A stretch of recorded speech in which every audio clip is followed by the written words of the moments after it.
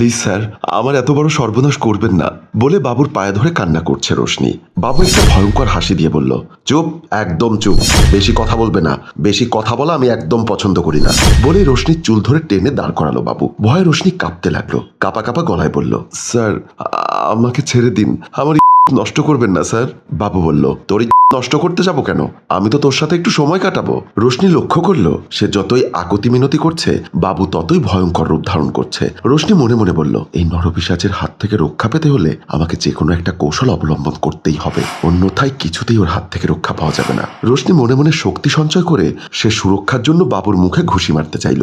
সাথে সাথে বাবু রোশনির হাতটি ধরে এক ধাক্কা দিয়ে খাটের উপর ফেলে দেয় রোশনিকে। বাবু তখন হিংস্র জানোয়ারের মতো রোশনির উপর ঝাঁপিয়ে পড়ে। শত চেষ্টা করেও রোশনি তার ইজ্জত বাঁচাতে পারল না। ওয়াশরুম থেকে বাবু বের হয়ে দেখলো রোশনি খাটের এক কোণে বসে কান্না করছে। বাবু রোশনির কাছে গিয়ে বলল, আরে পাগলি, কান্না করছিস কেন? এখানে কান্না করার কি আছে? রোশনির শরীরে একটুও শক্তি পাচ্ছে না। একটু আগেই রোশনির শরীরে কালবৈশাখীর তুফান বয়ে গেছে। রোশনি কোনো রকম নিজের কাপড়গুলো ঠিক করতে করতে বলল, স্যার, আপনি আমার সবকিছু শেষ করে দিলেন। আমি এই মুখ এখন আমার মা বাবাকে দেখাবো কি করে? পাড়া প্রতিবেশীকে আমি কি জবাব দেব? কোন মুখ নিয়ে আমি তাদের সামনে দাঁড়াবো?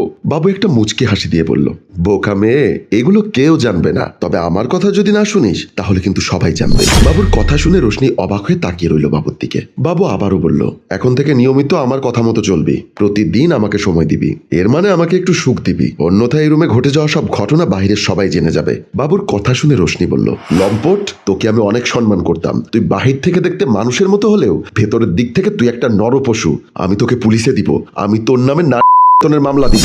রোশনির মুখে এমন কথা শুনে বাবু রাগান্বিত হয়ে বলল, তোর এত বড় সাহস, তুই আমাকে পুলিশের ভয় দেখাচ্ছিস?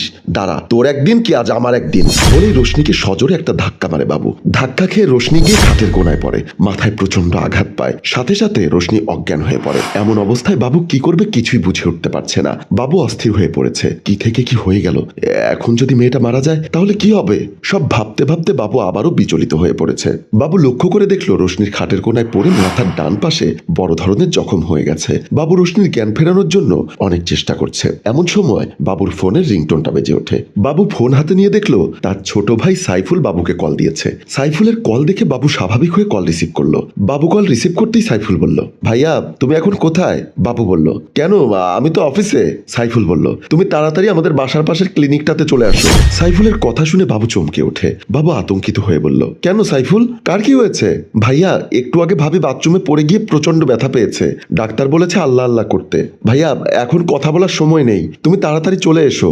বলেই সাইফুল ফোনটি কেটে দিল। বাবু রোশনিকে ফেলে রেখে তাড়াতাড়ি করে ক্লিনিকের দিকে ছুটে গেল। এদিকে প্রিয়ার বাবা মোমিন খান ও ইমা বেগম অপারেশন থিয়েটারের সামনে পায়চারি করছে। বাবু দৌড়ে গিয়ে জিজ্ঞাসা করলো, বাবা, প্রিয়ার কোনো খবরাখবর জানতে পেরেছো? মোমিন খান বললেন, না রে বাবা, ডাক্তার বলেছে তারা সর্বোচ্চ চেষ্টা চালাচ্ছে, এখন সবকিছু উপরওয়ালার হাতে।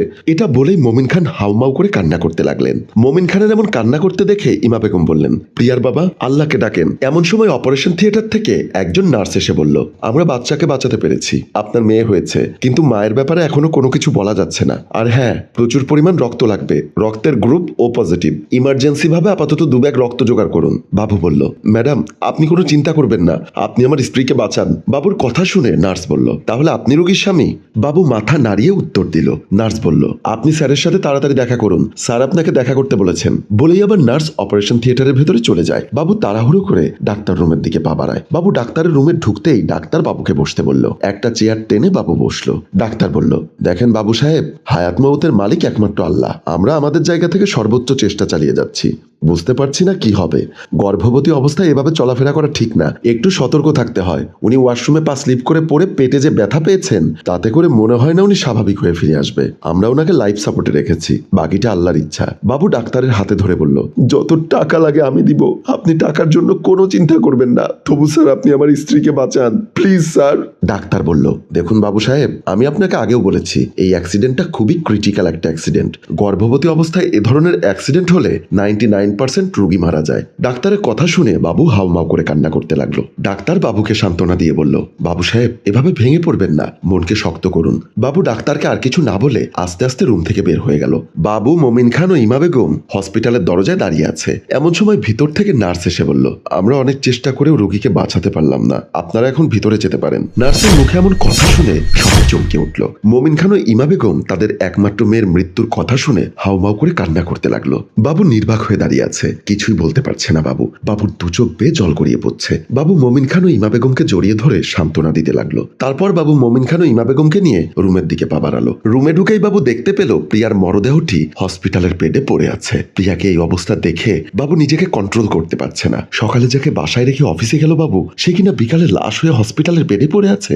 মমিন খান ও ইমা বেগম প্রিয়াকে জড়িয়ে ধরে কান্না করতে লাগলো। এমন সময় রুমে প্রবেশ করলো বাবুর ছোট ভাই সাইফুল। সাইফুল রুমে ঢুকে চমকে উঠল। বাবু সাইফুলকে কিছু বলতে যাবে, কিন্তু কিছুই বলতে পারলো না। সাইফুলকে জড়িয়ে ধরে হাউমাউ করে কান্না করতে লাগলো বাবু। ওর বড় ভাইয়ের কান্না দেখে সাইফুলও কান্না করতে লাগলো।